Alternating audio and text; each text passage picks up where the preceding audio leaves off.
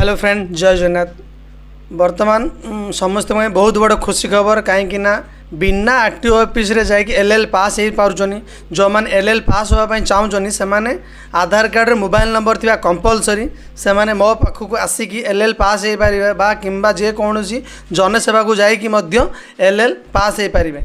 जो मैंने इंश्योरेंस करना से मत जोगाजोग करती मुझे 2 व्हीलर 4 व्हीलर सब इंश्योरेंस कराई पारि से ऑनलाइन माध्यम खाली मत आरसी और आधार कार्ड पठेबे मुझे इंश्योरेंस आउ एलएल किंतु डीएल बेलू से जावाक पड़ो। फास्ट आरटीओ ऑफिस जावा थरे जावाक पड़ो आउ बाकी सब ऑनलाइन माध्यम होची। जे मैंने मो कांटेक्ट लिस्ट अच्छा से मत जोगाजोग कले मुझे करदेवी।